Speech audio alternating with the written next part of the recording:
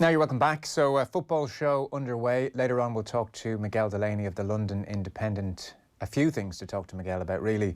The pay cut situation, the furloughing situation and the potential resumption of play situation. Interestingly, the Udinese director has been saying today that his understanding from the Premier League is that things are about to be cut short, as in cancelled, the season cancelled. So we'll chat to Miguel about that whole situation over in the Premier League in a few moments' time. But first, Dan McDonnell of the Irish Independent is with us. Good evening. Evening, Joe. The dust is very much settling on the news of the weekend. Stephen Kenny's tenure has started. Mick McCarthy's has come to an end. Damien Duff is on board. Keith Andrews on board. Alan Kelly is on board. Jim Crawford and John O'Shea have the under-21s. The last remaining issue is Robbie Keane, and that is indeed an issue because certainly his wife, Claudine, over the weekend was suggesting great unhappiness in the Keane household, that they were hearing things through journalists as opposed to from the FAI. We had Gary Owens on the show on Sunday. He was saying talks were at a very almost early stage with regard to Robbie Keane's future. Let's just remind people of the nature of his contract because it's one of the many great strands of the great agreement.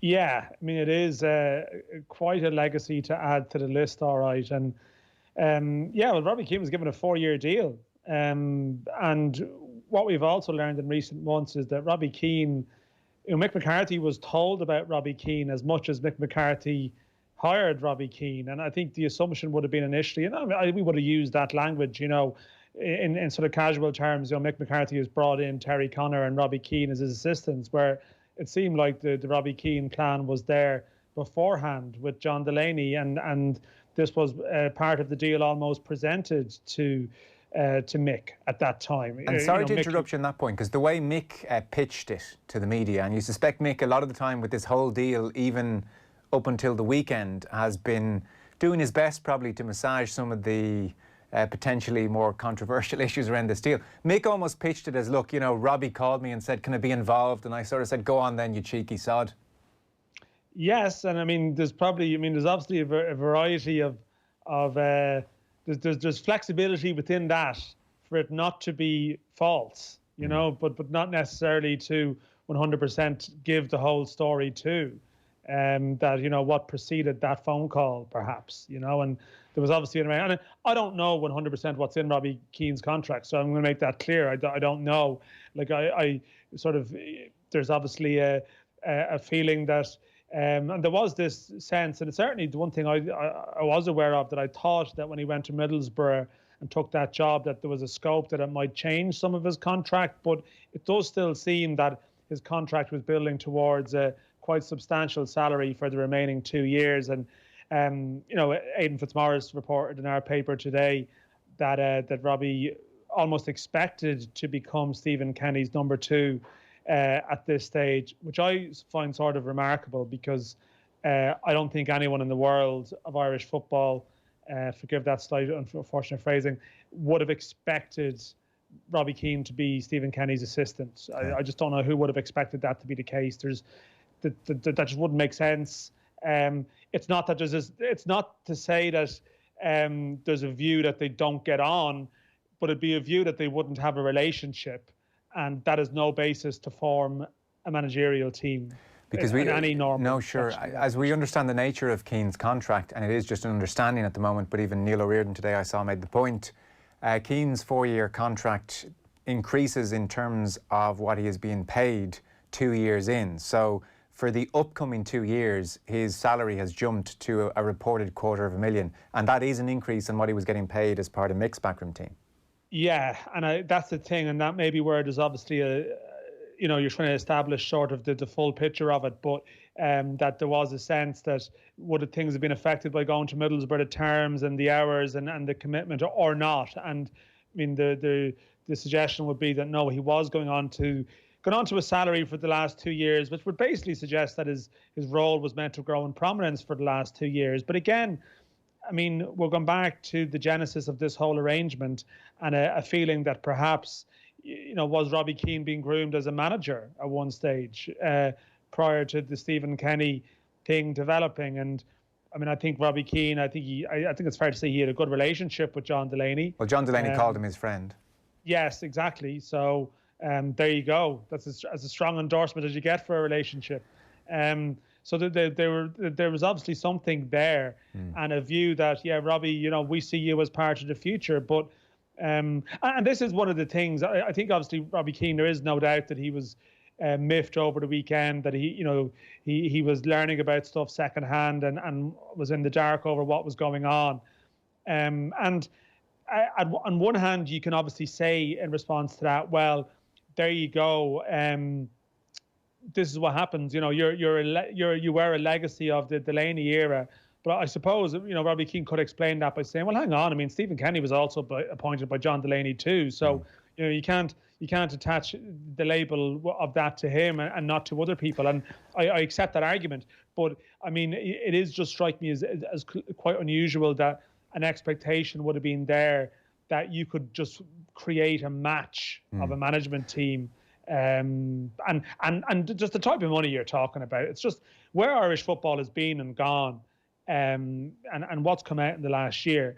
We can't be paying assistant managers that type of money. No. Terry Connor reportedly was on around that amount of money as well.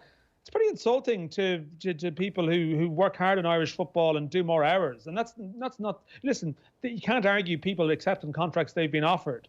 But it's part of a legacy of the Irish senior management team operating in this island, in this sort of unusual place where money was almost no object, whereas everyone else within Irish football was suffering cutbacks or austerity measures to some degree. So the fact remains then, whatever we clearly think about the deal that was done and the many odd aspects of it, including this Keane situation and the jump in salary he gets 2 years into the 4-year deal, the fact remains Stephen Kenny has rightly been allowed to choose his backroom team. He's made that choice. Keane isn't part of it.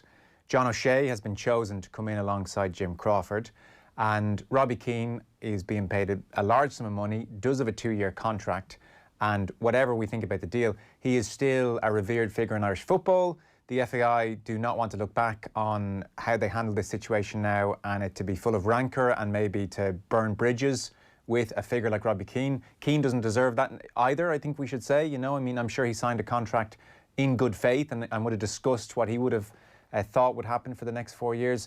But all of that aside, the fact remains they have to figure out what to do now. So they have to either give him a role or presumably, Dan, they have to hand over £500,000. Is that really the two options for the FAI now? Well, I suppose option 3 is probably reaching a settlement of some description and finding a common ground that,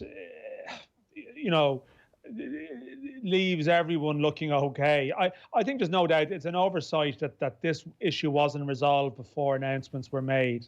And while, Robbie Keane's status as a great player for Ireland doesn't entitle him to a job, it entitles him to be treated correctly if he doesn't have a job, if he doesn't have a role. And in fact, I mean, everyone is entitled to that same respect. It's not just because you've played the game, but it's potentially more troublesome when it's very plausible that he's going to return in the future, or who knows, stay in some kind of role now once it's very clear he's not going to be in the first team management staff, and he's not going to be the under-21 manager or assistant. And so it's about finding a medium here that again, I mean, Aidan Fitz touched on this in a piece today, that you don't end up burning bridges, as you sort of posed it in that question.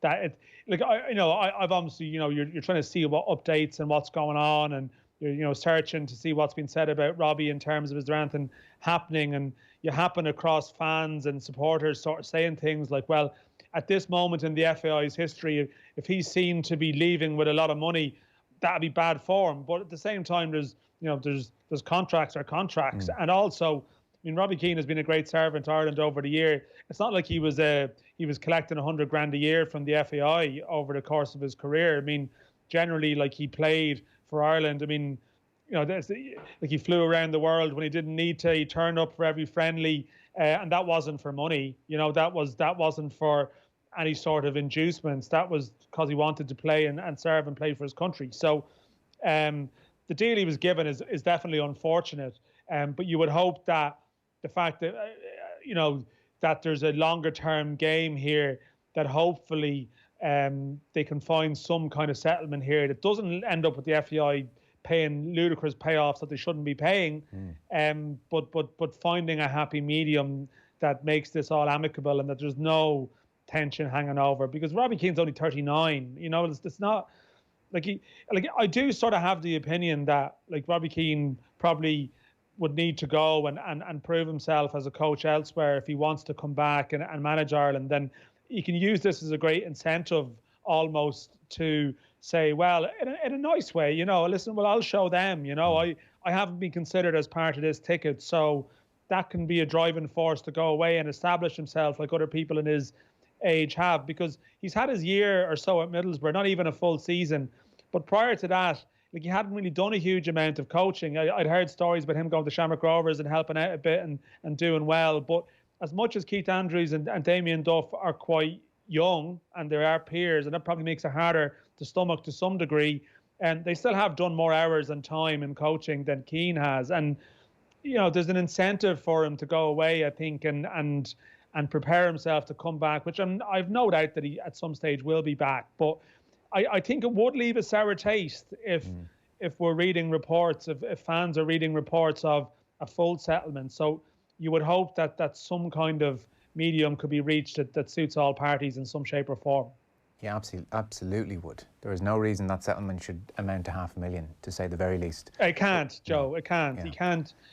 But I know that at the same time, Gary Owens has said that we will honour all contracts, and they've taken the approach with the handover, the transition from McCarthy to Kenny, as we discussed on Sunday. Yeah. That, well, we've inherited this, so we'll pay what people are due. So maybe that's a reference point for someone to look for it. But I think, is there a difference between a manager and a number three? Maybe, like, you know, there's. I just think that the perception of it would be different, perhaps. Yeah. You know. I do want to play Gary Breen and Damien Delaney. Well, I know you heard the chat, obviously, clearly on Sunday, but I want to get your thoughts on the fourth wheel, Joe. Yes, indeed. I want to get your thoughts on the Mick tenure, because that was a source of really interesting debate between the two of them. But just briefly, if you don't know, you don't know, but I wanted to check. I know your various sources. What is the latest situation if Stephen Kenny qualifies Ireland for the Euros with regard to a potential bonus owing to Mick McCarthy?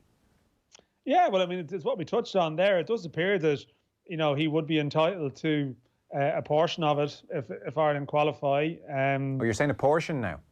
Well, I think there's two versions doing the rounds, and one would be that it would be pro rata. So if the bonus was around $1 million or so, which I was understanding that it was very similar to his severance departure fee. That, you know, 8 games out of 10 would be, Ireland would play 10 games if they qualify, 8 in the regular group stage and then 2 in the playoff. And so 4/5 of $1 million would be $800,000. So Mick McCarthy would potentially be in line for that. And what about the argument that 8 of those 10 games were meaningless in the context of the 2-game friendly or the 2-game playoff, which would have happened regardless? Yeah, it's a very valid point. I mean, does Martin O'Neill somehow get involved in this here, you know, and see what do we got? That thought has crossed my mind, but I guess, you know, I guess when the contract was done, there was an understanding that the campaign is this length. Again, I'm not going to pretend that I've seen the terms of a contract. Yeah, no, fair enough. I don't know what's been left there, but that was certainly the more popular suggestion around the weekend, that it might go that way. It's a weird one. Yeah, it sure is. You can see how 50 million debt was a figure that we arrived at last December with some of these deals. So just for people who didn't catch this, Damien Delaney and Gary Breen were on Sunday's show, and we got their thoughts on the job. Mick had done second time around, and the lads had I think you can hear it here, very clear, but a genuinely felt disagreement on the job Mick had done. So have a listen. Players can see very quickly through someone who's bluffing, who talks a good game, might be great in front of the camera. Can you produce it on the pitch? Is the message clear? And I think what we will have, everyone's talk about his lack of experience at international level, but this is a manager who's been managing for over 20 years, so he'll have a template in place. He'll know how to deliver that message. And I think that's something to look really forward to, because if you think of this group of players who is not our best ever, I think at times they were hung out to dry under Martin O'Neill in terms of not being prepped well enough, literally naming the team just before the kickoff. But it was interesting. I was always got a lot of time for Dan in terms of he spoke brilliantly there. And I think sometimes it needs to be aimed at people like Damien who think that Stephen's suddenly going to start throwing the ball out to centre halves at right wing, left wing, and we're going to be the most expansive team we've ever seen. Damien, you're saying about the starting positions of defenders, giving them confidence. Mick McCarthy would have done all that, regardless of what you're saying about the result. We never saw it. We did see it. We did see centre halves playing up on the halfway line to congest that midfield. It was in stark contrast to our centre half defending that 18-yard box. That was a massive difference. If you didn't see that, I'd be very surprised, bearing in mind how experienced you are as a player. In the groups between Martin O'Neill and Mick? What's that? Say that again. Sorry, you cut out. You're saying it's a different. You were saying that Mick made a big difference under Mick than under Martin O'Neill. Is that what you're saying? Yeah, I did. Yeah, I do. Absolutely, I do. I think he made a massive difference in terms of what he gave those players. I do believe that. Yeah, absolutely, I do. I couldn't disagree more there. I think that it was the same template of just go out and counter-attack and defend. And, we never had any, we tried it against Denmark and we never had any real plan of how to keep the ball, of how to move it through the different thirds in the pitch, how to sustain attacks when we got teams pinned in. So when we clear it, we pick up the second balls and sustain attacks so we can get constant pressure on teams. I don't see it. I'm not saying that there's going to be a huge difference straight away when Stephen comes in, but there'll definitely be a difference in belief in terms of he won't be going in the media saying things like, it's snatch a hand off to go to Denmark and get a draw. That might be in terms of how he delivers himself in front of the camera, Mick. I'm not saying that Stephen will be saying that, but it's very different in terms of having played under Mick and having know what's expected of you of a defender. I know for a fact, and I'd seen it, not just going back, because I think it's a long time since I played for him, and I'd be remiss to think that any manager hasn't evolved over that time. I hope he has. But I could see very much a big difference in how we had played. The results probably didn't suggest it. In terms of ball retention, I think we were in good positions. But again, the level of the players, their inability themselves to look after the ball was much more prevalent than the fact that they didn't have passing patterns of play set up from training. Well, I disagree there. I didn't see. I mean, you can blame that on the players if you want, but I mean, just continuous talking down the players, saying that we don't want the players, we don't want the players. I mean, that needs to stop, man. Never heard that. You never heard that from Mick McCarthy. We don't have the players. That's Martin O'Neill. You're mixing up the two regimes there. But I said I heard it from you just there. That is the quality of player that we don't have. I mean, that needs to stop. I've just said it. But you just said that Mick was saying we don't have it. Mick never said it. No, he was saying you had said it, Gary. Gary, sorry. He was making the point that you had just said it. He wasn't saying Mick ever said it. Oh, right. Okay, fair enough. But I think all of us will agree we don't have players that we've had the quality we had in future years. I don't think this is our strongest generation. I think we'd all agree with that. But at the same time, I still believe that those players should be able to look after the ball better than they have done. I'm not saying that we've got world-class players by any stretch of the imagination, but I'm saying the players are better than what we've shown in the last 4 years. 2 years under Mick and last 2 years under Martin. The group is better than what they've shown. I'm not saying we're world-class, or I'm not putting us in that bracket, but we're better than what we've shown. Listen, that's something I said all along under Martin O'Neill, that I think they're better. Once they've been coached and given an idea of what expected to go out onto the pitch, I think they were given that under Mick. And I've come on to Joe and said, listen, people think I'm Mick McCarthy's man, and probably the way I'm arguing now is suggest that that's the case, but it's not. I'm only giving my argument on what I have seen under Mick, under no real loyalty to him as such.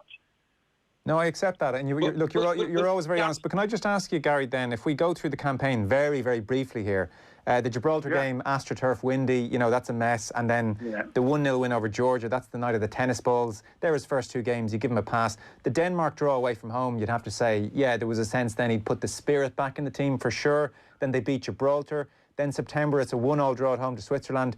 In October of last year, the 0-0 draw away to Georgia, 91st in the world. I watched some of it back last night.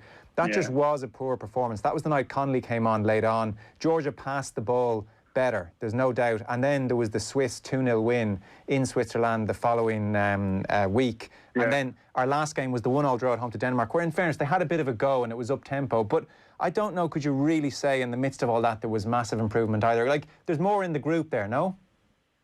No, listen, that's what I'm saying. Those players are capable of it, but they haven't shown it, have they? But my argument again is that 1 minute. Let me finish the question. My argument is the belief was that it's not changed from Martin O'Neill. It's changed massively in terms of the work that was done on the training ground. It has.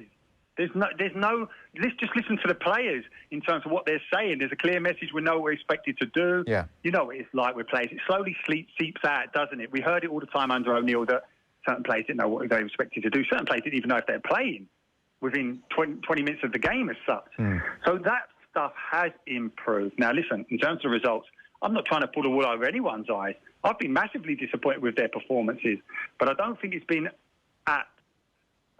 because they have not been coached how to play on the training field. I generally don't believe that.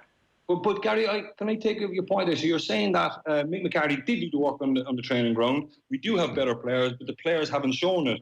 I mean, I'm not blaming Mick. I'm just saying that it's time to move in a new direction and instill super confidence in players that when they're going out onto the pitch, they genuinely feel that when 21s were playing against England at 21s, I'm pretty sure that Stephen wasn't talking about, we get a draw today. He took the game to them. I remember watching it when they played it in Tala. He took the game to Italy. And I think that's the road we need to go down. And listen, you're saying that Mick improved the confidence from Martin O'Neill. That wouldn't be hard because it was right on the floor. So we did move it along. From this state, Stephen Kenny's going to move it much further along. So that's the hope. Yeah, that's the hope. Yeah, absolutely. But that's kind of different to what you did say there. But yeah, no, that's what I hope. I hope so. And we're looking at the scenario now. I'm thinking in terms of this succession plan. Well, and it's different how you phrase this, because ultimately you're thinking, well, why don't we just put Stephen in to begin with? And because time has been wasted. I'm not saying that what Mick has done was a waste of time, because I think, as I just explained, I think he's made a massive difference to that squad in terms of picking it up at their knees. But you look at the scenario now, and it's a massive... Listen, people are putting a lot of faith in Stephen. He hasn't got a CV that warrants that. Everyone keeps talking about Dundalk, but he's failed elsewhere in other jobs and success as well. So he has still a lot to prove. But don't build him up so much. Give him some time. Gary Breen there and Damien Delaney on the show on Sunday. Full podcast available. It's on YouTube as well if you want to check it out. Hopefully that's given you a good sense of what was, in fairness, Dan, really good debate. It's not often you get two former footballers, same country, having a proper disagreement like that over, a fairly clear-cut issue. How good a job did Mick do? So you sat through all the games. You sat through all the games for quite some time. Where do you come down on the last 18 months? Yeah, I mean, you say 18 months, but the thing is, it was almost 8 months, really. You almost had that run of March to November, and that was it. And I'd probably come somewhere between the two of the lads. I knew you'd say that. Get out of here. Go on. What? Listen, I was sat in the. I mean, a lot of people are listening rather than watching, but I felt like waving a white handkerchief every time I come back up on screen, like when the lads were going at it. I was just nodding along, but I felt like agreeing with some at various points and then not at others. The reason I say that is that I actually think the start of the campaign was pretty good. Georgia at home was good. Denmark away I actually thought was quite good. But I thought the last 4 games was a bit worrying. And actually, the Georgia-Switzerland doubleheader in October, I think that's the doubleheader that gives the most weight to Damien's point. Because around that game, Mick did start to speak in slightly negative terms, about the players and where they were at. And I think he just got a bit down around those games, very defensive about the performance and the result in Georgia, and then on about taking a point from games when, maybe there would have been an argument to go for a win. And also changing the 3 at the back in Switzerland without seeming to have had much time to do it or work on it with players, really. And there was a couple of square pegs and round holes in that game. That wasn't a good doubleheader for him at all. But then, finished up strongly at home to Denmark. You could argue, though, that they sat back and allowed Ireland to have more of the ball rather than Ireland putting in a performance that maybe demanded it. So I think that this is the argument with regard to clear progress. I think that doubleheader in October, which sort of 5-6 months in, you would have thought things would be getting better. It maybe seemed like it was going a small bit the other way at that stage, and that would be the concern. So that but I think there was decent performances in there that it was clear they'd moved on from Martin O'Neill too. Yeah, that's all fair enough. So with regard to the next couple of weeks or months, obviously we don't know when football resumes. Is Stephen Kenny, did I hear, is he speaking to media tomorrow, or have I that wrong? That's the plan, I believe, yes. No, I don't know, do they want to have this Keane issue resolved, or will it be resolved by then? as we speak at the moment. I don't know. But I think that is the plan. Yes, that Stephen Kenny will speak. Jim Crawford, I think, did a bit today. And, we're going to learn more over time about what the Kenny era is going to entail. I think, not to go back to the Robbie thing, but I think, I've heard this view expressed in some way that could they have found a role for Robbie, which I just think is, it's missing the point of what I think the Kenny era is going to be about. And my understanding of how things might work is that Stephen Kenny likes a smaller management team. He likes to have, I'm doing a piece for tomorrow's newspaper with Zach Elbazzetti, who was one of the star players in the 21s over the last year. And he spoke a bit about how things operated, that Keith Andrews would do work with the attacking players. Jim Crawford would do work with the defensive players. Kenny would oversee it.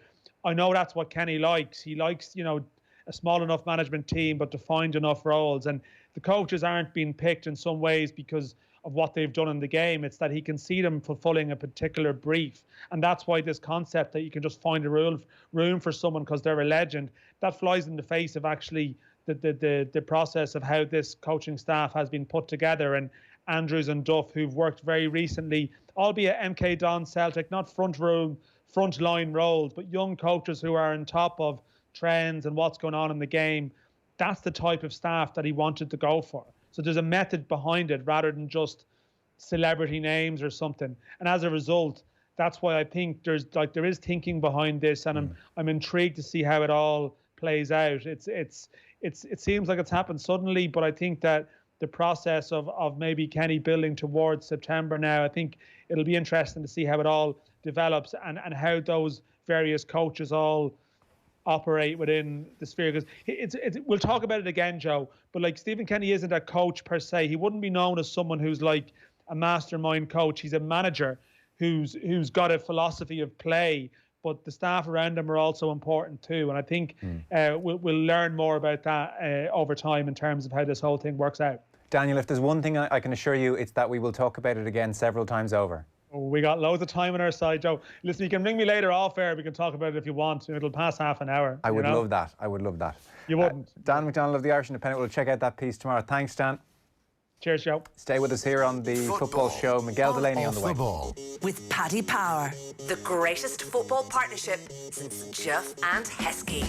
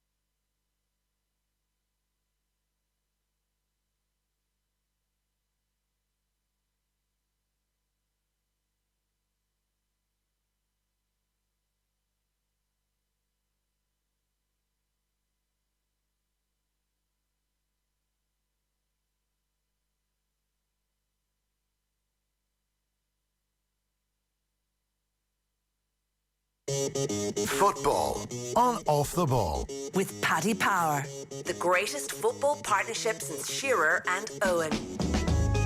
Now, welcome back. Very happy to say Miguel Delaney, chief football writer with the London Independent, has made time for us. Good evening, Miguel. Evening. I see you're enjoying lockdown. You're having Zoom conversations with Peter Schmeichel. You're watching all your favourite movies. I mean, it's treating you just fine, I hope. Oh, it's been very busy, to be honest, actually, because I think the fallout has been of the postponement of all the football has basically been so pronounced and so political that I've actually been surprised by the volume of stories, and B, how fast the news cycle has been. I mean, there was a period last week where it was like every day there was some massive new controversy, some massive new issue. Now, it's probably slowed a bit now because the league's kind of accepted that they can't really come up with concrete solutions for the next few weeks anyway. But it's been hectic. And to be honest, I haven't minded that because it's nice to keep active. Well, I'm glad you mentioned that about the speed of the news cycle, because I struggled actually a little bit over those few days to keep track of what the hell was going on. So there are three things I want to pick your brain on here in the time that we have. One is the pay cut situation. Two is the furlough situation. And thirdly, the resumption of the season situation. So let's start with the pay cut situation. Tory ministers involved. Premier League looking for a 30% cut of every player's wages. Wayne Rooney's Sunday Times column, a sense that Jordan Henderson, Harry Maguire had been trying to sort something out already. A WhatsApp group with the captains. I was reading your piece on the situation, and a video conference then on Saturday. Gordon Taylor and the PFA trying to chip in, and ultimately a lot of the spotlight suddenly on football over the last couple of days. So do you want to give us a sense of how and why this whole thing has kicked off in such a public and feisty and frankly a nasty way? When did it really kick into gear? I think it really kicked into gear when Spurs announced their furlough scheme, because that obviously was the first club to suddenly make it clear they couldn't or wouldn't pay all their staff because of financial concerns. So then that immediately puts the focus on players, because you have people on regular salaries like the rest of us who aren't getting, they're put on furlough, we're not getting full salaries, and the super funded players were still getting their wage. And at that moment, even a lot of the players, a lot of agents who were speaking and people in football did think it was partly a bit of a power move from Levy to try and put pressure on the players. I mean, that theory's been doing the rounds a lot. And I suppose since it's kind of rumbled on since then, because I mean, when you dress it up like that, it does look obscene when regular people aren't getting paid, and yet players still on 200,000 a week, 300,000 a week. But what has happened since then is that the players have felt basically as if there's unfair pressure being put on them to carry the can for this, when they think the clubs can still afford it. And it is true, even though there's so much concern, and justifiable concern, in the Premier League about potentially losing 1.2 billion because if they can't resume football. But I do think football will resume at some point, and that will be honoured. So they think the clubs can still afford it, and also we're talking about billionaire owners, and so they think that really the first people to stump up should be the owners, and that's what it comes down to, and why it's felt so unseemly, I suppose, because this is really a battle between millionaires and billionaires. I think there is a justifiable angle to some of the players. At the same time, I do think some clubs are in danger of, I mean, the last I heard was at least 4 Premier League clubs could go into administration. I think one of them was Bournemouth, that's already come out. If this break ends up being prolonged. So if that happens, that might start to force players' hands. But what is making it so ugly at the moment, beyond all this noise around it and the usual accusations of players are earning too much money and what it says about deciding all this, ultimately we have a trust issue.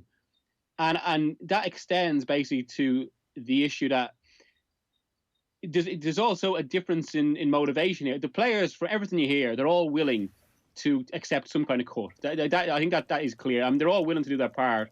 And beyond genuine altruistic motives, I think is true for the majority of players. There's also obviously a PR issue.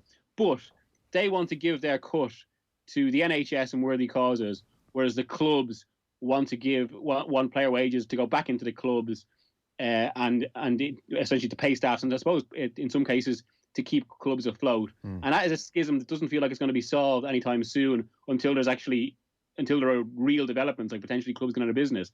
And from everything you hear since, the players they're really going to dig in on this, right? Because it comes down to an eternal issue in football. And something an agent put this to me, something that goes back to the 50s, 60s, and all these kind of stories that Eamon Dunphy has about like dealing with Manchester United time. But it's ultimately the players feel, in the words of one agent, the clubs will screw you. It's just a discussed. Yeah, and so you've the likes of Matt Hancock getting involved and shaming football, and then Johnny Walters was on the show here on Friday, and he said, well, it's quite easy to pick on a working class sport. Robbie Fowler went to town on the Tories in his column on Sunday in the Mirror, I think it was. Wayne Rooney as well said, well, hang on, we had been talking about doing something behind the scenes. The Premier League bosses knew that, and yet they came out on Friday and said we should take a 30% wage cut. Why did they go public? And he was clearly implying some kind of very Machiavellian PR war has happened here. Rooney was saying this was being discussed, and then you went public and really upped the wattage on all of us. And so he was very suspicious of that. You've got the PFA effectively, I think, arguing that, well, if we take the wages from the players, that is removing huge amounts of tax money, which would go to the NHS. So, but the key dilemma, as you outlined it, if we take away all the optics and all the politicking, is that the players, if they're taking a cut of wages, they want that to go to the NHS. They don't want that to go to clubs who may even use that money to buy a new player to replace them in a year's time. Whereas the clubs are saying, well, actually, we need this money to survive. That's interesting about clubs going into administration. How valid is that argument on the club's behalf? Like, I think the players wanting their 30% to go to the NHS is a very transparent wish. I think that's admirable. That's incredibly admirable. Whereas the club saying we really need the pay cut. Like, for instance, I would have thought TV revenue is going to come back in a huge way for football. I mean, especially if it goes behind closed doors, everyone will be watching on TV. Can football clubs not just borrow against the revenue that is going to come back very, very soon, like within 6 months? I mean, money has never been cheaper. The Bank of England will print it out for them. Whatever you want, it's yours, go, because that TV money is guaranteed. So if I'm sceptical of players or owners here, it's definitely the owners right now. Yeah, and also, as you say, they haven't lost the broadcasting money. It's just this massive cloud that hangs over everything. And to be fair, it is pressurising people. Now, the clubs would say, maybe somewhat justifiably, that there's just too much uncertainty in all this, and this is why they have to act. But you keep returning to this issue.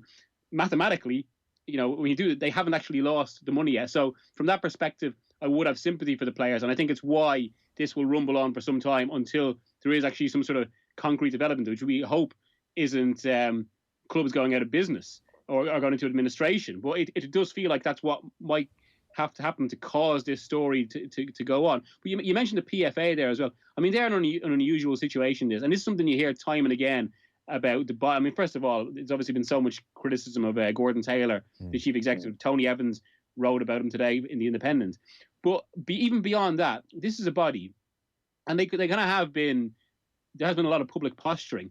But they're in a weird situation because the majority of their members and most people they're looking after aren't on Premier League wages. They're really they're lower league players who are talking about real life concerns. They're talking about clubs that really could go out of business and livelihoods being lost, and who don't have that much savings. So the PFA has to represent them, and at the same time, it's in this kind of strange, what feels like a superficial position with the Premier League players, because really they were kind of sidelined last week when the 20 clubs went to the 20 captains and tried to bash that out. And the PFA were still involved, but it didn't feel like it was anything like the same force. So you were saying all that. This is a nice thought, I have to say. I'd like to be in this WhatsApp group. You were saying in the London Independent, all 20 Premier League captains have their own WhatsApp group to try and sort this thing out?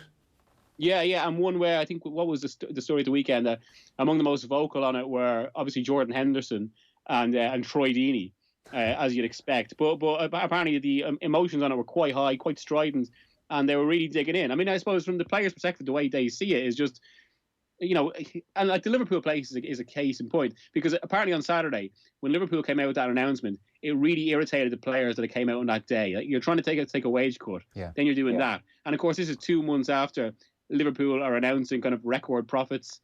And when you hear all these figures, it's why the players are somewhat sceptical. There is one. I mean, not to oversimplify things, but I mean, if I was a member of the WhatsApp group, I would be saying, screw these billionaires, right? And they can absolutely borrow the money to in advance of TV money coming back in a big way and revenue coming back. They'll be fine. Like I applied that to Bournemouth as well. I'm just not buying it. Now I could be wrong for sure, but I'd be saying in that group, we're not taking a pay cut. we're going to pay our taxes, and we're all going to make a donation. You know, the top earners, 30%, if that's the Premier League figure. Lower down clubs, if you're on lesser wages, maybe 18% of your wages, whatever. And every month, we're going to sign a cheque from us. We'll even get a big cardboard one and hand it over from a socially safe distance to the NHS. And then, from an optics point of view, screw you, Hancock. Screw you, owners. This is the players taking control, and we're handing over the money directly to the people who need it. Yeah. And you mentioned Hancock again. I mean, as you say, it does feel like footballers are just such an easy target in environments like this. Again, and that's not to say there isn't grotesque money in football. There isn't. Sure. There should be some reassessment of wage and all that. But it's just because it's so universal a sport, and it's such an easy, like, you know, everyone knows it's such an easy thing to pick up on. When, you know, Hancock could be better placed asking some of, you know, the billionaire donors to the Tory party to hand over some of whom are possibly football club owners. It's amazing, really, how nasty it's all become in terms of what was initially, I presume, trying to be just a good thing, a generous thing, and it's just become a horrible story in so many ways. The furloughing situation then, Miguel, you mentioned Tony Evans. He had a piece in the Independent as well, scathing of Liverpool even after the U-turn, just saying that's not really good enough, and this is, you know, just bowing to PR really, and probably a cynical move in some respects. To what degree anyone thinks it's heartfelt is up to their own interpretation of things. But where are we on furloughing? I don't suspect many Premier League clubs will be going near it in the short term. But see, that's the interesting thing, because one of my feelings last week or on Saturday was that Liverpool might have thought that because Tottenham went first, that might have softened the ground and there might have been less criticism. But the opposite happened. And this means more. This means more, Miguel. Yeah, exactly. Now, I mean, as a sideline or as a tangent to the general issue of furloughing, I think why the Liverpool case is so instructive, I think why Tony was right to write that piece, still criticising them yesterday, is because really what it does is it indicates a mindset. And it's why it's not just the decision was wrong, it's more about the thinking behind the decision. Because and it points to the ultimate contradiction between a club who sell themselves, and particularly owners who ensure that clubs sell themselves on social values, and then the fact that they are ultimately venture capitalists. I mean, there's always going to be a tension there. And that tension was revealed last week. And it's not something that's going away anytime soon, because they're two fundamentally different outlooks. So it's a bit laughable to just kind of maintain, oh, it's a mistake, learn from the mistakes, aren't they great for doing that? I mean, and again, there's the other issue. I mean, I thought this even with Man City at the weekend, whose own press release on furloughing felt a little bit strategic when they came out the day after Liverpool's. But I mean, super wealthy clubs who can easily afford to pay their staff wages should not get any extra praise for doing the bare minimum, which is what they've done here. And if you look at City's case, this is a club who's going to engage potentially one of the most expensive legal battles in football history, because they can't pump more money into their club because of FFP rules. So I mean, it stands to reason that obviously they should still, in a situation like this, of course all their staff should be paid. Miguel, before we let you go, I saw the Udinese director, Pier Paolo Marino is his name. He has said over in Italy to the press there that it's his understanding the Premier League is set to release a statement announcing the cancellation of the rest of this season. I mean, financially, that is something we know they are loath to do. What's the latest? I mean, we've had about 20 different versions of what may happen at this stage. What's the feeling on the ground as much as anything? Oh, they still want to finish the season. It'll probably be behind closed doors. I mean, we put that Udinese statement to the Premier League earlier and they rubbished it because the commitment from the league is very much to finish the season, no matter when that may be. And that's not just tied to the broadcasting contracts. That's obviously a huge influence, but also it comes down to the integrity of the league. Because I mean, a major problem they keep highlighting is if they cancel this season and they have to start again in 2021, well, how do you decide all like the European places, all the rest of it? Because it really means that 2021 is just 2019-20 rebooted. So for those two reasons, they're so committed to restarting. They have parked a bit the kind of this will to come up with some sort of solution right now, because I think they know that April is going to be a bad month. We're expected to see the peak of deaths in England. And as much as anything, it's almost distasteful to have this flung out. And also because if they're discussing it, it means leaks will get out. So that has been parked at the moment, but the idea remains to play behind closed doors in June and July, most likely. And I think I do think it's probably more realistic option, especially if testing comes in or proper widespread testing. And that'll be something that maybe is more possible. Okay, Miguel, brilliant stuff. Thanks so much for that. Much appreciated, Miguel Delaney. Thank you. Thank you. Football on Off the Ball. With Paddy Power, the greatest football partnership since Jeff and Heskey.